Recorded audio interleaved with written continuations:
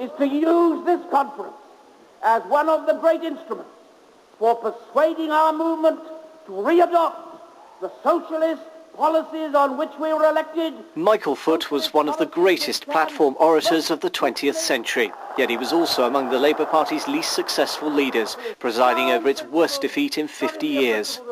The son of a former Liberal MP, he was shaped by a non-conformist childhood in the West Country. As protégé of the powerful newspaper owner Lord Beaverbrook, he came to prominence editing the London Evening Standard, before entering Parliament as MP for Plymouth in Labour's post-war landslide. Burn the bomb! He pressed for a more radical agenda, especially in defence policy, helping to found the Campaign for Nuclear Disarmament. It is a mighty upsurge of democratic protest. His lifelong hero was Aneurin Bevan, the leader of Labour's left wing. He was to be Bevan's successor as MP for Edward Vale. In 1974, as Employment Secretary, he faced anger there over rising local job losses. I'll tell you the truth as I've always told you the truth. Michael Foot became leader after Labour's 1979 election defeat, inheriting a divided party. With the so-called Gang of Four about to quit Labour to form the SDP, he made a futile plea for unity. I do not want to push anybody out of this party. I want to spend my time bringing people into this party, and I ask this movement to help me. But not everyone was leaving. New arrivals included the young Tony Blair, fighting his first election. We believe that he's going to have a very big future in British politics. Michael Foot's appearance made him an easy target for mockery. The coat he wore on one Remembrance Sunday derided in the newspapers as a donkey jacket. Greater damage was inflicted by a left-wing election manifesto dubbed the longest suicide note in history. The 1983 campaign was chaotic and demoralising. Soon after Labour's heavy defeat, he resigned.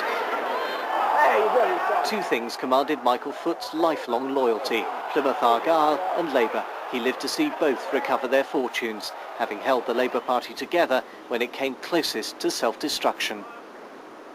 Tributes, yes, led by the Prime Minister, who in the last few minutes has described Michael Foot, the former Labour leader, as a man of deep principle and of passionate idealism.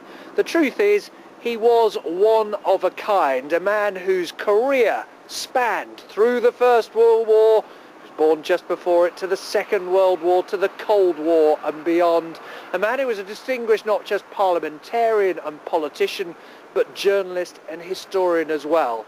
Of course, people may reflect today that his time as a political leader was not a happy one. His party split, it went down to a terrible defeat, and yet there was very little personal blame attached to Michael Foot, very little personal acrimony.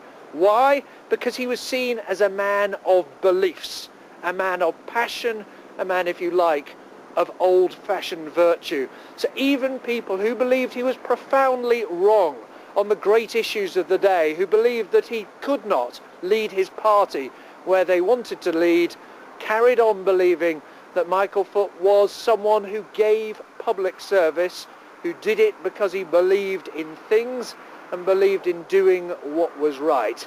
And he is not just the passing, therefore, of a historic figure, but one of the last of a generation who remembers the great clashes of ideas between fascism and communism, whether in the Spanish Civil War or, of course, World War II itself.